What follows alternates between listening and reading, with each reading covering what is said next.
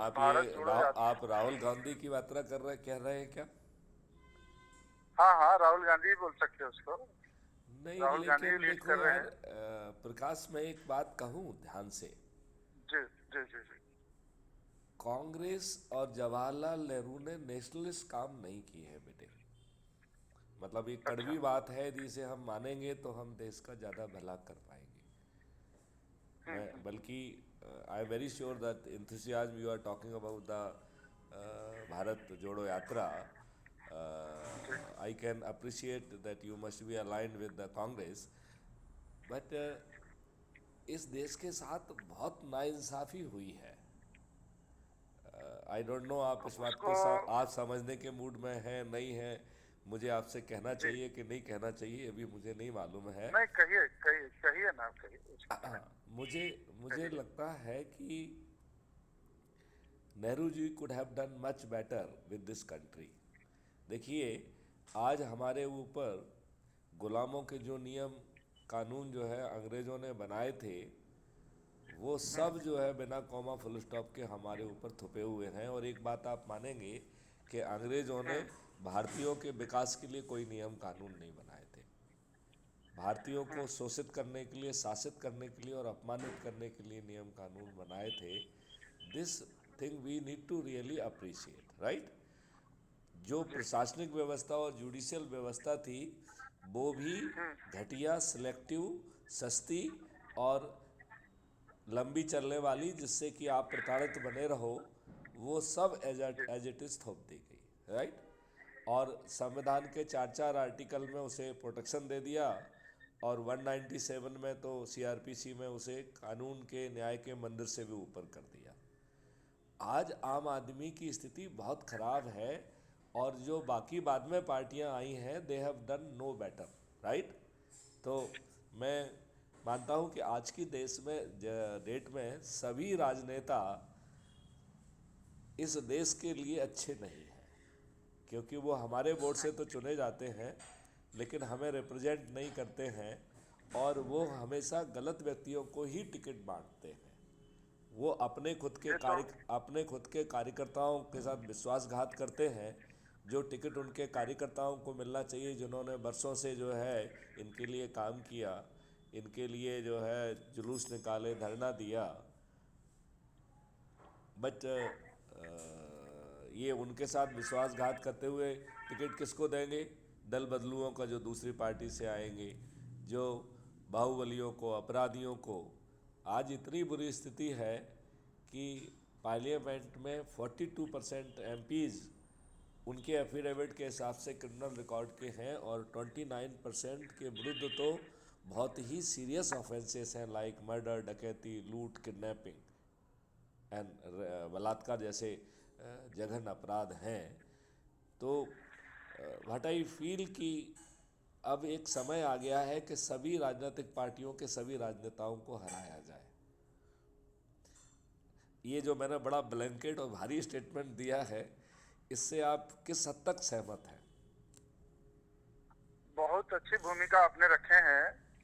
इतिहास के झरोखों से अपनी बातें आपने किया है।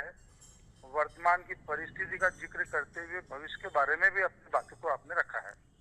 ये तीनों चीजें, भूत, वर्तमान और भविष्य के बारे में अपनी बात आपने रखी। जो आपका अनुभव इतने सालों का रहा है, हर चीजों में काम किया आपने। जी। मैं सारी चीजों को मैं स्वीकार करता हूँ, समझता हूँ। लेकिन इतिहास में जो हो चुका है, हम उसको सुधार नहीं कर सकते। जो हो गया है, चर्चा कर सकते हैं समाधान के लिए, और चर्चा होनी भी चाहिए। और वर्तमान में जो जारी है, आपने भी बता दिया कि भाई पहले की सरकार है, पहले के राजनेता जो थे वो थे। लेकिन वर्तमान में भी कुछ काम थोड़े से कुछ हद तक के कुछ मायने में लग रहे होंगे। लेकिन नहीं आपने ये नहीं भी नहीं बता नहीं, दिया कि भी। बिल्कुल नहीं, बिल्कुल नहीं लग रहे हैं, बिल्कुल नहीं लग रहे हैं। हाँ। देखिए, मैं तो आपको बताऊं, देखो वर्त देखो देखो, जस्ट ए मिनट। यदि अपन ये कहें कि नरसिम्हा राव सरकार ने गलत काम किया और वर्शिप प्लेस एक्ट 1991 लेके आए, और आम आदमी से जो है वो न्याय की भीख मांगने का अवसर भी ख़त्म कर दिया, राइट। सेक्शन 4 के द्वारा उन्होंने प्रतिबंधित कर दिया कि courts are barred from taking cognizance. तो उसमें तीन बड़े सिद्धांत स्थापित कर दिए कि जो धर्म का स्थान 15 अगस्त 1947 को जिस चीज़ के लिए यूज हो रहा है उसी के लिए यूज होगा, नंबर 1। नंबर 2, 15 अगस्त 1947 और 1991 के बीच में जो भी केसेस कोर्ट में लगाए गए हैं वो इसी न्यायदर्शी सिद्धांत के आधार पर उन्हें मान्य किया जाए।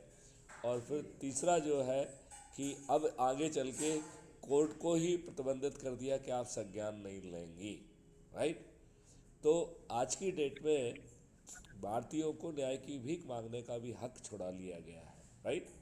अभी ज्ञानवापी मस्जिद में देखिए, मुझे इस बात में कोई संदेह नहीं है कि नंदी बाबा जो है उनका मुंह जो है मस्जिद की तरफ है, और जो अभी फव्वारा कहा जा रहा है वो निश्चित रूप से स्वयंभू शंकर भगवान ही हैं। लेकिन फिर भी मुझे कोर्ट के आदेश से बहुत आपत्ति है, क्योंकि जो वर्शिप प्लेसेस एक्ट 1991 है वो इस बात की इजाज़त नहीं दे रहा है कि आप ओरिजिनल स्वरूप जाने और ये जाने। उसमें बड़ा सीधा वो दिया है कि 15 अगस्त 1947 को जिस चीज़ के लिए यूज हो रहा है उसी चीज़ के लिए यूज होता रहेगा, राइट। तो क्या ज्ञानवापी मस्जिद 15 अगस्त 1947 को मस्जिद के रूप में नहीं थी? 100% थी, राइट। तो फिर उसका ओरिजिनल को ही नहीं तो नहीं, मेरा ये कहने का मतलब है कि आताताइयों ने किसी ने गड़बड़ियाँ की हैं तो हम उन बदनुमा दाग के साथ क्यों जिए भाई। तब आप परतंत्र थे, तब आप जो है ना उस समय जो है ना ये सब गड़बड़ियाँ की गई हैं। आज जब आप स्वतंत्र हो गए हैं तब तो कम से कम हिंदुओं को जो है ना, तब तो उनका जो है ना कुछ न्याय उन्हें मिलना चाहिए। आप ये बताइए, 11,000 वर्षों से देखा जाए तो किसी न किसी तरीके से जो है ना आपको 1100 वर्षों से किसी न किसी तरीके से आप प्रताड़ित रहे हैं। तो स्वतंत्रता के बाद वैदिक ज्ञान, वैदिक कल्चर को रिस्टोर करने की बात करना चाहिए थी कि नहीं करना चाहिए थी? मेरे ख्याल से ठीक है आपकी बात, मेरे ख्याल से करना चाहिए थी। और यदि जो है कायदे से बेटर होता कि नरेंद्र मोदी जी जो है वो वर्शिप प्लेसेस एक्ट को ही रिपील कर देते। उनकी लोकसभा में भी मेजॉरिटी है और राज्यसभा में भी मेजॉरिटी है। केवल इतना ही तो कहना था, हाँ की जीत हुई ना की हार हुई, इतनी देर में वो रिपील हो जाता वो। तो हम लोग जब आपको कानून बनाने की शक्ति दे रहे हैं तो कम से कम उसका ठीक ढंग से पालन तो करिए। जो संविधान ने दिशा निर्देश दिए हैं उनका हम पालन नहीं कर रहे हैं। जैसे आर्टिकल 44 कहता है कि कॉमन सिविल कोड होगा, तो ये मार्गदर्शी सिद्धांत संविधान ने शुरू से ही दे दिया है। फिर आप ये देखिए, उसने कॉमन सिविल कोड तो होगा, लगता है हो जाएगा, धीरे धीरे हो जाएगा वो। नहीं, हम ये कह रहे हैं ये धीरे धीरे कौन सी बला है? जब आपको न्याय की शक्ति है, ऑलरेडी ये चाहते हैं, ये देश का रिक्वायरमेंट है, तो हमें करना चाहिए। नहीं वही है, तो भी सरकार के लोग भी कुछ सोचते होंगे, अपने प्लान में रखा होगा उन्होंने, कुछ चीजों को स्टेप बाय स्टेप कर रहे हो। तो मैं अपनी बात बता रहा था आपको, मैं भी फिलहाल जो है किसी भी राजनीतिक पार्टी का सदस्य नहीं हूँ। ओके। मैंने 2019 से मैंने राजनीति छोड़ दी है। पहले मैं कांग्रेस सेवा दल का जिलाध्यक्ष हुआ करता था। अच्छा। कुछ समय तक के मैं कांग्रेस का जिलाध्यक्ष भी था, और कुछ समय तक के महाराष्ट्र प्रदेश कांग्रेस कमेटी का जनरल सेक्रेटरी भी था मैं। वाह। तो मैंने कुछ काम किया है। 2007 में मैं दिग्विजय सिंह से मैं दिल्ली में भी मिला था, बहुत सारे लोगों से मिला था। तो हमारे गढ़चिरौली जिले में आज तक रेलवे लाइन नहीं आई है, लेकिन वो लालू प्रसाद यादव जब उस समय रेल मंत्री थे, मैं उस समय अशोक गहलोत से भी मिला था, और उन सबसे निवेदन करते हुए लालू प्रसाद जी तक के मेरे संदेश को मैंने अच्छे से करवा करके रेलवे को मंजूर करवाया था मैंने उस समय। और 27 मिनट तक के मैंने रेल को रोका था। वो मेरा कोऑर्डिनेशन ही था कि मैं शांति से रेल को रोका। और मेरे जो उस समय जो मेरे साथ में जो आंदोलनकारी थे, शांति प्रिय आंदोलनकारी, उसके अलावा मैं किसी को भी एंट्री नहीं दिया। मैंने सबको हाथ जोड़ करके निवेदन किया कि आप थोड़ा सा दूर रहिए, ताकि कोई भी अभद्र व्यक्ति आए और अपनी अभद्रता करे तो हमारे शांति प्रिय आंदोलन को धक्का लग सकता है। बिल्कुल ठीक बात, ऐसे होता ही है, ऐसा ही होता है। जी, तो मैंने सारे लोगों को दूर कर दिया और हमारे 200 लोगों को मैं यहाँ से 50 किलोमीटर दूर ले जा करके उस समय 2007 में समझ लीजिए कि मेटाडोर वगैरह में लोगों को लेकर गया था। मेरे पास एक एम्बेसडर हुआ करती थी व्हाइट वाली, तो मैं उसमें भी गया था। अच्छा। तो 27 मिनट तक के महोदय जी हमने रेल रोका। पुलिस के और रेलवे के रिकॉर्ड में आया जरूर, लेकिन हमारे पे कोई कार्रवाई नहीं हुई। ओके। सारे न्यूज पेपर में आया, सब न्यूज पेपर की कटिंग मेरे पास आज भी है। हमने उसको तुरंत के तुरंत सब दिल्ली में भेजा और 3 दिन बाद में जो रेल बजट था उसमें रेल बजट उस सर्वे को मान्यता मिल गई, रेल मंजूरी के सर्वे को पहली बार। जबकि 92 में प्रधानमंत्री पीवी नरसिंह राव ने उस रेल मार्ग के लिए उन्होंने भूमि पूजन कर दिया था, लेकिन उसको मान्यता नहीं मिली थी। अरे लेकिन 92 में भी क्या ऊपर में उन्होंने भूमि पूजन कर दिया था। और मतलब ये है कि मैंने 2007 में पहली बार उस रेल लाइन को मंजूरी मिलवाई। ओके। मेरी भूमिका की विषय यहाँ पे ऐसा आ रहा है कि मेरी राजनीतिक कैरियर के बारे में मैंने आपको बताया। हाँ। उस समय एक बातें ऐसी हो गई थी कि मुझे जिलाध्यक्ष पद से हटा करके हाँ। महाराष्ट्र प्रदेश कांग्रेस कमेटी का जनरल सेक्रेटरी बना दिया गया 2014 के चुनाव में। ओके। वो मुझे जिलाध्यक्ष पद से नहीं हटना था, लेकिन दिल्ली और बॉम्बे के सारे ऑब्जर्वर आए। तो विषय था सत्य बोलने का। मैंने सत्य कह दिया कि एक विधायक थे, विधायक की टिकट काट दी गई थी, जो गलत हुआ था उनके साथ में। उन्होंने कहा कि अगला लोकसभा का मेरा सिफारिश करोगे तो मैं विड्रॉल लेता हूँ। उनको विधानसभा का टिकट इलेक्शन का फॉर्म भरे तो उनको विड्रॉल करना था। उन्होंने बोले मैं विड्रॉल लूंगा, लेकिन मुझे आपके सबके सामने आप जो बोलते हो वो करते हो मुझे मालूम है, तो आप आश्वासन भर दे दीजिए, मैं तुरंत आपके साथ जाऊंगा और अपना फॉर्म जो है वापस ले लूंगा।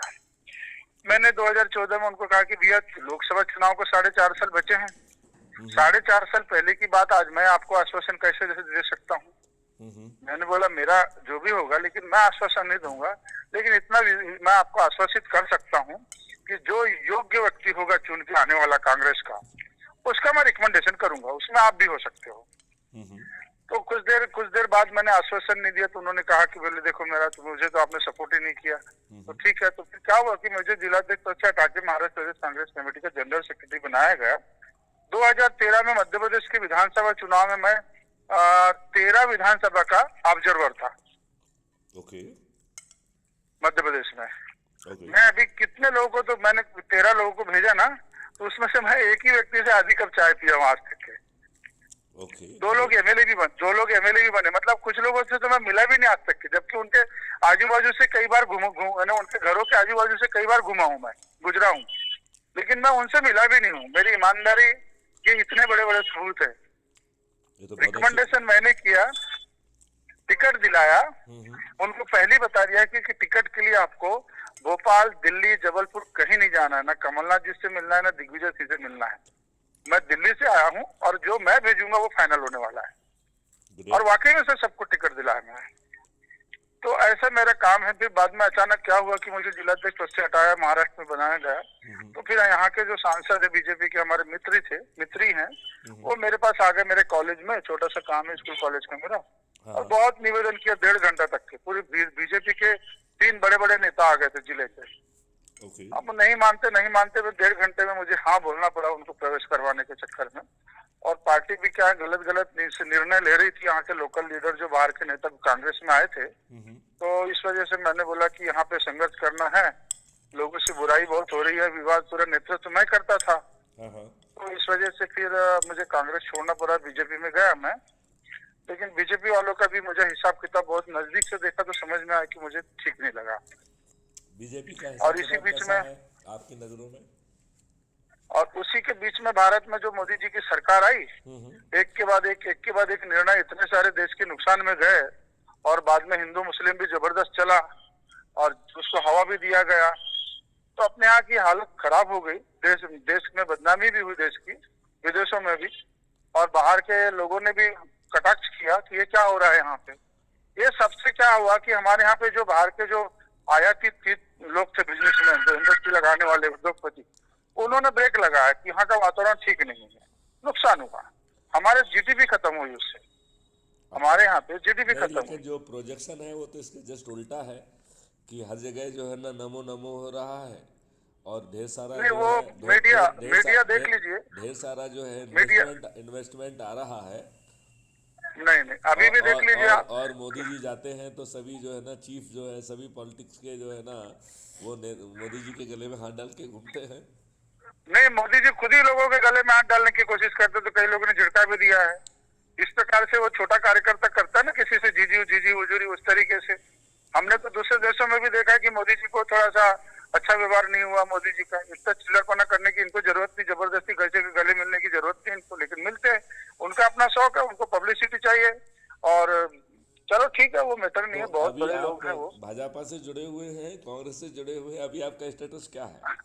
हाँ, यही बात, बहुत अच्छा सवाल किया आपने सर। एक्चुअली क्या होता है कि मैं जब शांति के लिए, गांधी के लिए काम करता हूँ 93 से काम करता हूँ इस साथ में, तो उस समय ये भी होता है कि भी मुझे इंडोनेशिया, जहाँ पे प्रधानमंत्री नरेंद्र मोदी जी 2018 में गए थे जकार्ता, उन्होंने विश्व शांति के लिए वहाँ द वर्ल्ड पीस कमेटी में जाकर के विश्व शांति का बहुत बड़ा घंटा बजाया था। टीवी में 2 दिन तक के लाइव सब दिखाया गया। अच्छा। उसी संस्थान ने द वर्ल्ड पीस कमेटी ने मुझे विश्व शांति दूत बनाया है, पीस एम्बेसडर। अच्छा, तो तब से मेरे को, जी हाँ, तब से मैं अपने नाम के साथ में शांति दूत लिखता हूँ, विश्व शांति दूत लिखता हूँ, क्योंकि मुझे वो एक मौका मिला है लिखने का। तो मैं लिखता हूँ और मैं शांति के लिए काम कई सालों से कर रहा हूँ। और बहुत सारी, मतलब मैंने कोशिश की है, बहुत सारे लोगों को शांति दूत की शपथ दिलाई है। और मेरा काम है, तो मैं विश्व शांति दूत बनने की वजह से मैं किसी भी राजनीतिक पार्टी का मेंबर बने रहना मुझे छोटापन लगता है। आप ठीक कह रहे हैं। आप तो विश्व तो स्तर इस वजह से, आप तो विश्व स्तर के व्यक्ति हो गए, तो अब ये क्या राज्य जो है ना किसी देश की हाँ, बात करने में क्या वो है? ठीक बात है, आपकी बात में दम है।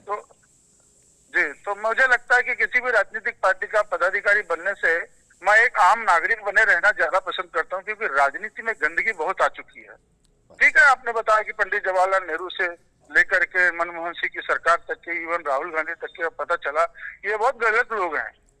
लेकिन सही लोग जिनको भारत के लोगों ने चुन के दिया है, उन्होंने तो बहुत ज्यादा कुरूपता दिखाई है अपने राजनीति में। उनके जो एक्टिविटीज जो है, बॉडी लैंग्वेज जो है, उनकी नीतियां, कुरीतियां, सब उन्होंने बहुत गंदगी मचा के रखी। लूटमार करने वाले लोग हैं लोग, डकैती डालने वाले लोग हैं लोग, गुंडागर्दी है राजनीति में इनकी। दूसरे पार्टी के लोगों को पैसा देना, उनको तोड़ना, अपने इसमें लाना, ये तो डाकू लोगों का काम हुआ करता था ना पहले। फिल्मों में तो हम वही देखा है, छीना झपटी करना, चोरना, चोरी करना, किसी को डराना धमकाना। ये जो कौन कर सकता? अच्छे, ये तो हमने पंडित जवाहरलाल नेहरू से लेकर के मनमोहन सिंह के सरकार तक के हमने ऐसा कभी पढ़ा ही नहीं। अच्छा, ये बताइए कि तो अब मैं अपनी बात को अभी एंड करूंगा, उसके बाद में पूरी बात सुनूंगा। तो मुझे ऐसा लगता है कि सरकार चाहे जो रहे, इनकी नीति और जो अनीति जो है, वो देखने में ऐसा लग रहा है मुझे कि राजनीति में ही रहकर सब कुछ हम समाधान नहीं खोज सकते। राजनीति में मुझे लगता है कि लोगों की महत्वाकांक्षा अपना स्टेटस बनाने में है, एक बात, और दूसरी बात है कि शॉर्टकट में पैसा कमाना है। मैं इसका निषेध करता हूँ। आपको यकीन नहीं आएगा भाई साहब कि मैं भारतीय जनता पार्टी के एक बहुत बड़े मंच में, नागपुर में, जो विदर्भ के चीफ ही है, वो बिल्कुल संगठन मंत्री हैं, उनके सामने मैंने स्पष्ट कहा था, स्पष्ट, थोड़ी सी गलती देखा मैंने तो। पूरी मीटिंग थी हमारी, बहुत बड़े वीआईपी, जिसमें 3 विधायक थे, सांसद थे, और बहुत सारे वीआईपी लोग थे, जो पूरी जान होती पार्टी की। उस गोपनीय बैठक में मैंने कहा कि श्रीमान जी, आपने बताया अभी कि आप 28 साल से पार्टी का काम कर रहे हो। मैंने बोला, आपने काम करते समय हमको भाजपा में ले लिया आपने, मेरे बाद में भी आए हुए भाजपा में कुछ और लोग हैं जो मेरी वजह से भाजपा में आए, आपने उनका नाम लिया क्योंकि वो पैसे वाले लोग हैं, और मैं आपके सामने बैठा हूँ, मेरा नाम नहीं लिए हैं। तो ये बोला, ये किस प्रकार की नीति है आपकी? तो मुझे ऐसा लगता है कि आप गलत कर रहे हैं, और इस प्रकार से भारतीय जनता पार्टी से मुझे अपेक्षा नहीं है। मुझे लगता है कि आपने ऐसा दोहरापन नहीं दिखाना चाहिए। स्पष्ट मैंने बोला वहां पे। एक भारतीय जनता पार्टी के बहुत पुराने व्यक्ति कह रहे थे कि आप बैठ जाइए, मैं बोला आप शांत रहिए, आपका विषय नहीं है। तो एक बहुत बड़े व्यक्ति मुझे कह रहे थे कि आप बैठ जाइए, मत बोलिए, मैं बोले आपका विषय नहीं कर पाया, आप शांत रहिए। अब एक बार तो क्या हुआ कि इनकी सरकार आई, 2015 का विषय था, बहुत बड़ी सार्वजनिक सभा थी, बहुत बड़े मंच में मुझे भी बोलने का मौका मिला था, जिसमें 3 विधायक और एक सांसद भी थे, पूरी पार्टी के नेता थे। मुझे बोलने का मौका मिला तो मैंने कहा कि जिस प्रकार से कांग्रेस के राज्य में कांग्रेस की नीति जो चल रही थी वो गलत लगी लोगों को, इसलिए गलत लोगों को उनके भारत के मतदाताओं ने चुनकर नहीं दिया और प्रधानमंत्री नरेंद्र मोदी को चुनकर दिया, भारतीय जनता पार्टी की सरकार को मतलब पार्टी को चुन के सरकार बनाने का मौका दिया है। ऐसे समय में यदि भारतीय जनता पार्टी के लोग भी गलत करें या प्रधानमंत्री नरेंद्र मोदी गलत निर्णय ले तो फिर इनको लाने का क्या मतलब है? मुझे ऐसा लगता है कि देश के आधे लोगों के पास अच्छे से खाने के लिए अनाज नहीं है और आधे लोगों के पास अच्छे से घर में रहने का मकान नहीं है। ये ज्यादा जरूरी है कि लोगों को खाना दिया जाए और मकान दिया जाए, लेकिन नरेंद्र मोदी जी तो ऐसा कर रहे हैं। पद में आने की देरी नहीं, साल भर हो गया और अभी 1.5 साल में उन्होंने जो सांसद थे उनका पेमेंट डबल कर दिया। मतलब सांसदों का पेमेंट डबल करने से अच्छा है जो मजदूरों का अपना मानधन बढ़ा देना चाहिए, इसको नीति बोलते हैं, वो होना चाहिए। तो मुझे ऐसा लगता है नरेंद्र जी मोदी हमारे आदरणीय प्रधानमंत्री से मेरी गुजारिश है कि मेरे मित्र अशोक जी नेते जैसे सांसद जो हैं जिनका इनकम बहुत कम है, जिनका इनकम टैक्स नहीं है, ऐसे लोगों का पेमेंट बिल्कुल बढ़ा है तो बढ़ा हुआ रहना चाहिए। लेकिन मैं इस मंच से निवेदन करना चाहता हूँ देश के प्रधानमंत्री से और भारतीय जनता पार्टी के पदाधिकारियों से कि यदि विजय माल्या जैसे लोगों का पेमेंट बढ़ाया जा रहा है, देश के उद्योगपति प्रफुल्ल पटेल जैसे लोगों का पेमेंट बढ़ाया जा रहा है, तो इस घोषणा का, ये भारत की सरकार के इस निर्णय का मैं निषेध करता हूं और नरेंद्र जी मोदी का भी निषेध करता हूं। और मेरा निवेदन और आग्रह है, प्रणाम है मोदी जी को कि इस पर दुरुस्त किया जाए और निर्णय को वापस लिया जाए। भरे मंच में बोला सर मैंने। तो उन्होंने आपकी बात को माना क्या? नहीं, सारे लोगों ने बोला। सांसद जी ने मुझे बोला, सांसद जी के पास में बैठा था चेयर में, उन्होंने बोला प्रकाश जी कम से कम ये तो नहीं बोलना चाहिए मंच में, बोला आपने सरेआम बोल दी। तो मैं स्पष्ट वक्ता के रूप में भी कभी बहुत ज्यादा मैं आपकी स्पष्ट वार्ता से बहुत प्रभावित हूँ। जी। अच्छा, तो मैं अभी फिलहाल विश्व शांति दूत के रूप में काम कर रहा हूँ और लोगों को जोड़ने का काम करना है और मैं लगातार वही काम कर रहा हूँ। और मेरा ब्रोशर भी मैंने सर आपको भेजा है, ब्रोशर अच्छा आपको मिला होगा, वो कोशिश कर रहा हूँ। और आपने बताया अभी कि हमारा संविधान ये कहता है, पंडित जवाहरलाल नेहरू ने ये कर दिया है, 1947 में ये हो गया है, आज भी वही हो रहा है, तो मैं इससे दुखी हूँ। धर्म की भी बात आपने कर दी है। तो मैंने सोचा है, मेरे दिमाग में बहुत सालों से जो था, बीच में काम कम था, हमारा कोरोना भी था, इस वजह से काम ब्रेक लगा, तो मेरे बहुत सालों से मेरे दिमाग में था कि ये धर्म जो है और ये संविधान जो है दो देश को बांट रहा है, देश को बांट रहा है। वो कैसे बांट रहा है? हिंदू भी यहाँ पे, हमारे देश में संविधान है, हमारे देश में धर्म भी है, हमारे देश में हिंदू धर्म है, मुस्लिम धर्म है, सिख धर्म है, ईसाई धर्म है, बौद्ध धर्म है और भी धर्म है। लेकिन ये धर्म जो है एक दूसरों के समाज के लिए और अपने विचार लोगों तक के ही सीमित है। एक धर्म दूसरे धर्म से जुड़ ही नहीं रहा है। और ये धर्म, एक धर्म के लोग दूसरे धर्म, कुछ लोग जो हैं एक धर्म वाले जो लोग हैं दूसरे धर्मों को गालियां भी देते हैं। तो मुझे ऐसा लगता है कि ये धर्म की लड़ाई क्यों होनी चाहिए? तो एक धर्म और भी होना चाहिए जो महात्मा गांधी का धर्म था। तो गांधी मानव धर्म बनना चाहिए, महात्मा गांधी धर्म बनना चाहिए, इसको अमल में लाना चाहिए। ये बाकी धर्म तो सब लड़ रहे हैं आपस में, वोटिंग के लिए लड़ रहे हैं, जिहाद कर रहे हैं, गाली दे रहे हैं, खून खराबा कर रहे हैं, सब चीज तो हमने देख लिया ना अब तक के। तो हमको लगता है कि ये धर्म बेकार की चीज हो गई है अभी, और सही मायने में धर्म होता है, मानव धर्म होता है, इंसानियत का धर्म होता है। तो महात्मा गांधी अंतर्राष्ट्रीय विचार मंच की ओर से हम महात्मा गांधी मानव धर्म की स्थापना कर रहे हैं और ये उज्जैन में 2 दिसंबर 2022 को हो रहा है। ये उस धरती में हम उस धरती में करने जा रहे हैं इस धर्म की स्थापना। ये सेवाग्राम आश्रम वर्धा में नहीं कर रहे हम, साबरमती आश्रम गुजरात में नहीं कर रहे हम, चंपारण के मोतिहारी में बिहार में हम नहीं कर रहे जहाँ गांधी जी का आश्रम था। हम उस जगह में करना चाह रहे हैं जहाँ पे धर्म होता है, जहाँ पे आध्यात्मिक का स्थल है, जहाँ धार्मिक स्थल है, भगवान भोलेनाथ का धर्म। भगवान भोलेनाथ का तो कुछ भी धर्म नहीं है, वो तो सब उसके ही है। तो हम उस जगह में मानव धर्म तैयार कर रहे हैं जो भोलेनाथ का धर्म था। उसके लिए वो पूरे देवता भी थे और उसके लिए राक्षस भी थे भगवान भोलेनाथ का। अच्छा, उस धरती में, उस पावन में।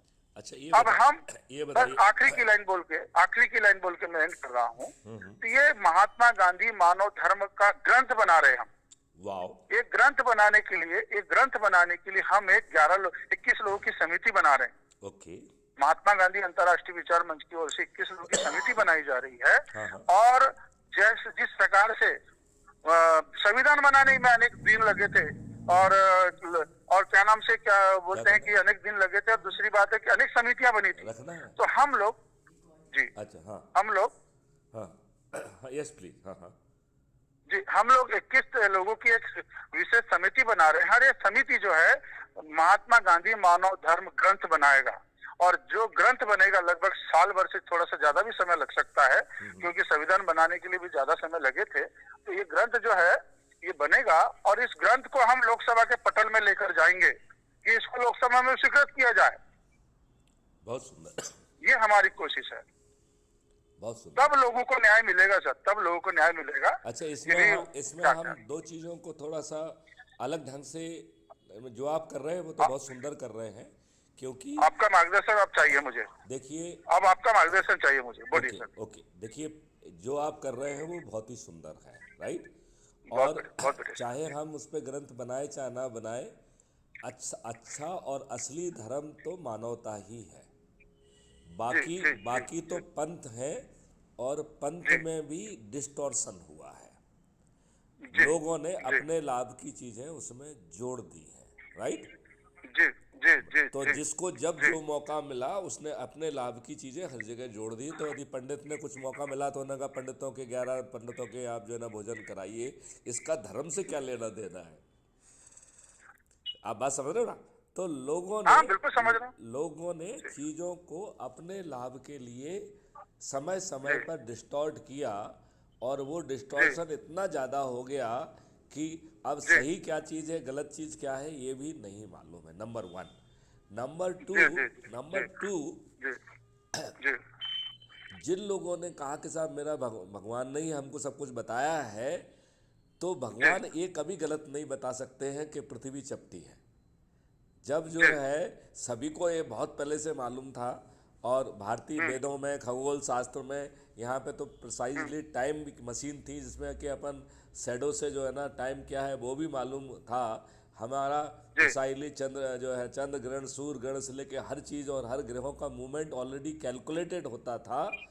बिल्कुल 100%। तो वहाँ पर जो है भगवान इतनी बड़ी गलती कैसे कर सकते हैं कि वो धरती को चपटा कहें। गोल है वो तो। जी धरती को चपटा करने का काम किया गया। किसी दूसरे व्यक्ति ने कहा जो अपने आप को बहुत बड़ा मानता था, वो उसने कहा कि साहब जो है ना सूर्य जो है वो पृथ्वी का चक्कर लगा रहा है। तो ये दुष्टतापूर्ण बातें जो है ये भगवान, झूठी और गलत बातें भगवान नहीं कहते हैं, राइट। तो ये जो बीच के लोग हैं उन्होंने अपने आप को भगवान के क्लोज लाने के लिए कहीं ना कहीं कुछ ना कुछ जो है ना मिलावट कर दी। कुछ सत्यता हो सकती है, कुछ मिलावट है, राइट। मतलब अपन ये भी नहीं कह रहे कि पूरा सफेद झूठ है, लेकिन कुछ ना कुछ मिलावट जरूर हुई है। कुछ ओरिजिनल जगह से हुई है, कुछ बीच वालों ने कर दी है, राइट। बिल्कुल सही। तो मेरा मानना ये है कि हमारे संविधान की व्यवस्थाएं बहुत अच्छी हैं, हम संविधान की व्यवस्थाओं का पालन नहीं कर रहे हैं। देखिए, हमारे संविधान के दिशा निर्देशक देने वालों ने आर्टिकल 44 में कॉमन सिविल कोड की परिकल्पना और डायरेक्शन संविधान के साथ ही दिया हुआ था। आज हमने आज़ादी का अमृत महोत्सव मना लिया, और हमें लज्जा आना चाहिए कि आज भी हमारा कॉमन सिविल कोड नहीं बना है जिसमें 5 पैसे खर्च नहीं होना है। तो शुद्ध राजनीति की दुष्टता है। आप बताइए, आर्टिकल 47 में ये बात लिखी हुई है कि जो अल्कोहल का सेवन है, जो इंटॉक्सिकेटिंग मटेरियल का शोषण है, वो विशेष तौर पर गरीबों के विरुद्ध जाता है। किसके विरुद्ध जाता है? गरीबों के। और आर्टिकल 47 कहता है इसे प्रतिबंधित करना चाहिए। हमारे दुष्ट राजनेता गली गली कोने कोनों में दारू की दुकानें खोल रहे हैं, और जहां वो दारू की दुकान नहीं खोल पा रहे हैं वहां पे पाउच बिकवा रहे हैं इल्लीगली। ये क्या संविधान के प्रति और देश के प्रति शुद्ध दुष्टता नहीं है? अच्छा, अब आप ये बताइए, आपका आर्टिकल 25 कह रहा है कि इस देश में सभी को रहने की स्वतंत्रता है, राइट। जी जी ये धर्म, सब धर्म के लोग they are welcome and they can live as a equal, right.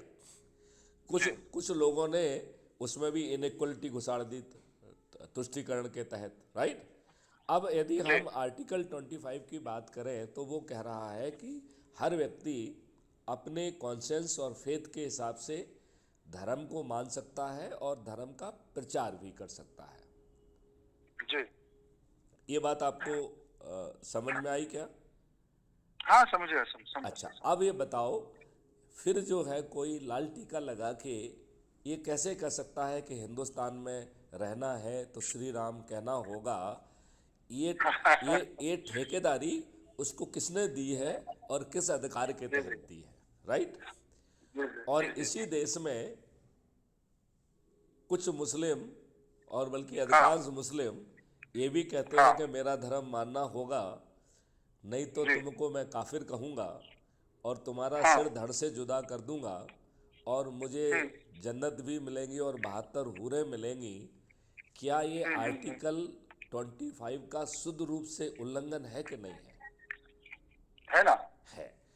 तो अब बताओ, जैसे वर्सिप्लेस एक्ट बनाया घटिया कानून, वैसे ही एक 4 सेक्शन का एक छोटा सा कानून बना दिया जाए, 4 सेक्शन का, ज़्यादा बड़े सेक्शन नहीं लगाना हाँ है, जिसका पहला है कि जो भी आर्टिकल 25 का वायलेशन करेगा वह संज्ञेय अपराध होगा, राइट।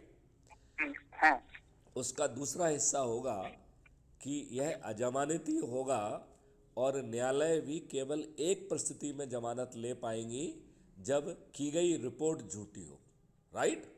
तो यदि रिपोर्ट सही है तो आपको जमानत नहीं मिलेगी, नंबर 1, राइट। तो कोर्ट को ये सत्यापित करना पड़ेगा कि हाँ, हमने उपलब्ध साक्ष्यों के आधार पर ये पाया है कि ये रिपोर्ट ही झूठी है और हम एफआईआर पेश कर रहे हैं, तब उसको जमानत मिलेगी, नहीं तो वो व्यक्ति जेल में ही रहेगा, राइट। जी फिर बिल्कुल सही फिर बिल्कुल तीसरा उसमें मार्गदर्शी सिद्धांत तय कर दिया जाए, क्योंकि ये सभी धर्म के लोग शांति से रहें, लिहाजा जी जो भी आर्टिकल 25 का उल्लंघन करेगा उसकी मिनिमम सजा 15 साल होगी, क्योंकि उसे 15 साल मैं तक, रुको मेरी बात, जी अभी अभी मैं अभी मैं अभी, अभी खत्म हाँ नहीं, अभी बोलिए 15 साल तक उसे आउट ऑफ सर्कुलेशन रखेंगे तो एक अच्छा संदेश जाएगा, किसी दूसरे व्यक्ति जी की हिम्मत नहीं होगी।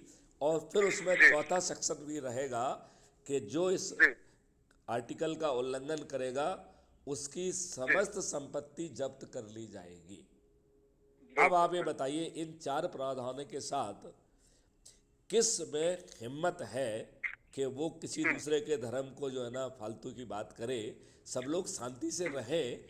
ये हमारी पॉलिटिकल दुष्टता है कि हम राजनीतिक लाभ के लिए कभी कोई इसको कुछ कर भी रहा है, कर कोई लेते हैं इसको कर रहा है, बांट कर जी तुष्टीकरण करके हम अपना राजनीतिक लाभ कमा रहे हैं। और ये राजनीतिक लोग इतने दुष्ट हैं कि गंदे इन्होंने जो है हमारे ऊपर आज भी, अंग्रेजों ने जो भारतीय गुलामों को अपमानित करने के लिए, शोषित करने के लिए और शासित करने के लिए और भारत को लूटने के लिए जो नियम कानून बनाए थे, वो सब यथावत थोप दिए।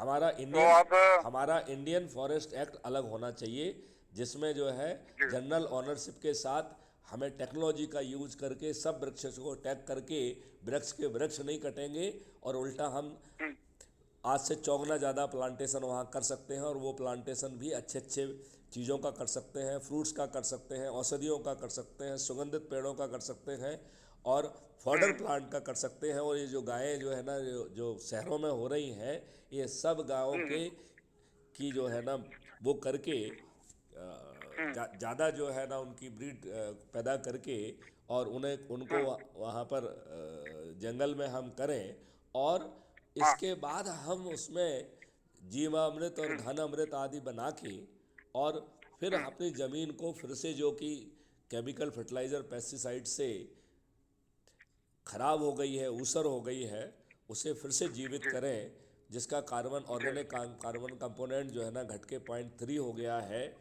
जब जो है भाजपा की ही गवर्नर आचार्य देवव्रत जी ने विभिन्न वैज्ञानिकों के साथ मिलकर साइंटिफिक ढंग से सिद्ध कर दिया है कि जीवामृत और घनामृत का उपयोग करके ऑर्गेनिक ऑर्गेनिक कार्बन जो कि 0.3 है उसे 1 साल के अंदर 0.8 0.9 तक पहुंचाया जा सकता है, तो फिर ये शुद्ध दुष्टता नहीं है कि हम फिर भी केमिकल फर्टिलाइज़र और पेस्टिसाइड पर सब्सिडी दे रहे हैं? हमें तो प्रतिबंधित करना चाहिए। जो गायें रोड पर, अच्छा, उन्होंने एक और बड़ी रिसर्च की है। उन्होंने कहा 1 ग्राम गोबर में, देसी गाय के गोबर में 300 करोड़ जीवाणु हैं जो मिट्टी को उर्वरक बनाने में ओवरनाइट और दिन रात काम करते हैं, राइट। और उन्होंने एक और बड़ी रिसर्च उसमें की है कि जो देसी गायें दूध नहीं देती हैं, आवारा घूमती हैं, उनके जो है ना गोबर का जब परीक्षण किया गया है तो 1 ग्राम गाय के ऐसे आवारा देसी गायों के गोबर में 500 करोड़ बैक्टीरिया पाए गए हैं, 500 करोड़ जो है ना जीवाणु पाए गए हैं। तो देखा जाए तो जो दूध ना देने वाली गाय है उसका गोबर और ज़्यादा जो है ना महत्वपूर्ण है। तो हम जो है एक नेशनल पॉलिसी के तहत इस देश को समृद्ध बनाने वाली बातें क्यों नहीं करते हैं? क्योंकि हम उसके समाधान पे आएंगे। अभी हम तो अभी जस्ट जो है ना एक खाका खींच रहे हैं। अब आप ये बताइए, क्योंकि हम शुद्ध राजनीतिक रूप से दुष्ट हैं, हमें स्वतंत्र नहीं किया गया, ट्रांसफर ऑफ पावर हुआ to a chosen agent of the Britishers. And चूंकि आप कांग्रेस से भी जुड़े रहे हैं, अब नहीं है, लेकिन many people may not like it, but he was the chosen agent of the Britishers. उन्होंने जो है ब्रिटिश के सभी वही नियम कानून हमारे ऊपर लादे और उन्हें लज्जा नहीं आई कि बिना पार्लियामेंट को कॉन्फिडेंस में लिए उन्होंने लंदन डिक्लेरेशन साइन किया 1949 में, राइट। और उस डिक्लेरेशन में उन्होंने क्राउन की मातहती स्वीकार की। तो आपने तो स्वतंत्रता को तो 1949 में ही कंप्रोमाइज कर दिया। आपने संविधान में एक जगह भी देश को नेशन नहीं कहा है, एक जगह भी नहीं कहा है, स्टेट कहा गया है देश को। क्या कहा गया है? स्टेट। हाँ। नेशन वर्ड का पूरे संविधान में कहीं एक जगह उपयोग नहीं है। और स्टेट जो है वो इंग्लैंड के लोगों के लिए, अंग्रेजों के लिए हुआ करता था। उनका स्टेट का मतलब है कि आपका डोमिनियन स्टेटस है, you are still the part of the crown. तो ये बहुत बड़ी दुष्टता की गई है। और अंग्रेजों ने जो भी नियम कानून बनाए थे वो भारतीयों को अपमानित करने के लिए, उनका एक्सप्लॉइटेशन करने के लिए बनाए थे। जो उन्होंने एपरेटस बनाया था ब्यूरोक्रेसी और जुडिशरी का, वही एपरेटस आपके ऊपर थोप दिया है। आज जो है ना पटवारी कुछ गलत लिख देता है, आप जो है ना आपकी जूतियाँ घुस जाएंगी कोर्ट से जो है ना आपके फेवरेबल ऑर्डर लेने में। और हो सकता है कि एक जनरेशन को ऑर्डर ना मिले, 2-2 3-3 जनरेशन घुस जाएं। हमने एक ऐसी न्याय व्यवस्था लाई है, हमने एक ऐसी न्याय व्यवस्था लाई है जहाँ जजों के घराने चलते हैं, जज का बच्चा जज, जज का बच्चा जज, जज का बच्चा जज। और ये जो है ना सिलेक्शन प्रोसेस में, इवन सिविल जज के सिलेक्शन प्रोसेस में इन्होंने इंटरव्यू में कट ऑफ मार्क रख दिए हैं। और जो मेरिटोरियस व्यक्ति है उसको कट ऑफ मार्क के नीचे दिया जाता है, वो बेचारा फेल होता है। और जो जजेस के बच्चे हैं जिन्होंने कंपटीशन एग्जामिनेशन में बहुत खराब प्रदर्शन किया, उनको 25 में 25 दे देते हैं। ये निर्लज्जता की पराकाष्ठा नहीं है।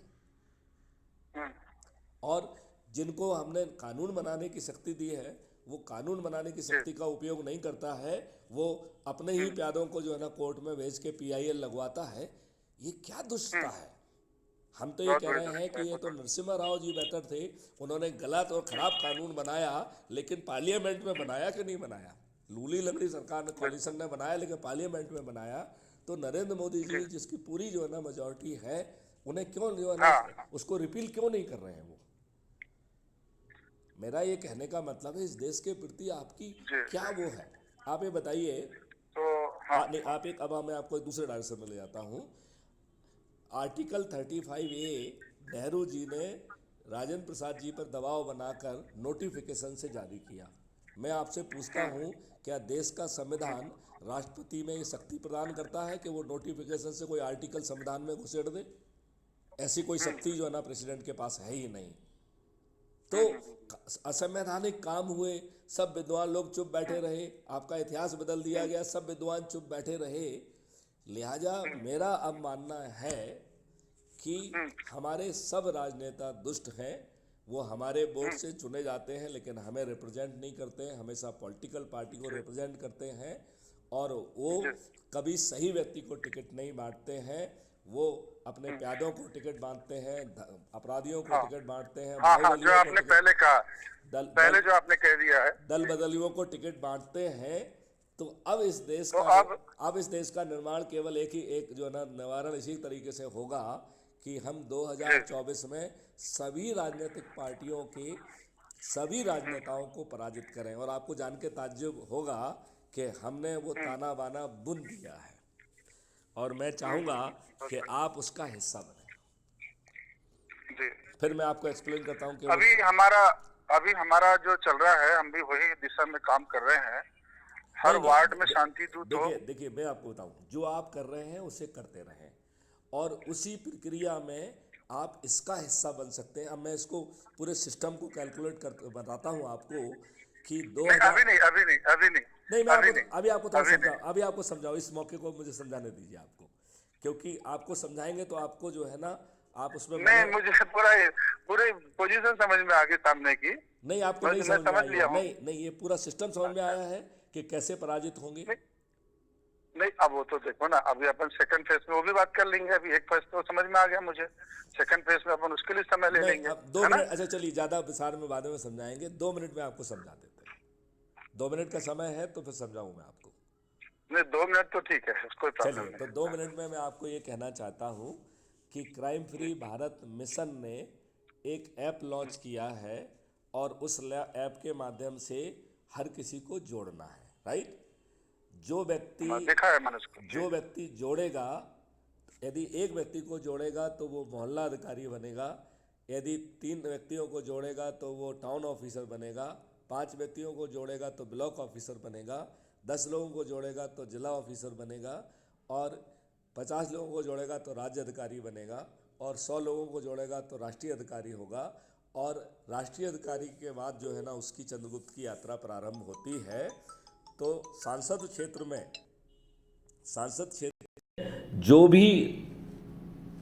क्षेत्र में जिस भी व्यक्ति के अधिकतम जो है लोगों को जोड़ने का जो है ना पॉइंट होंगे, प्रतिष्ठा पॉइंट, तो वो चंद्रगुप्त माना जाएगा।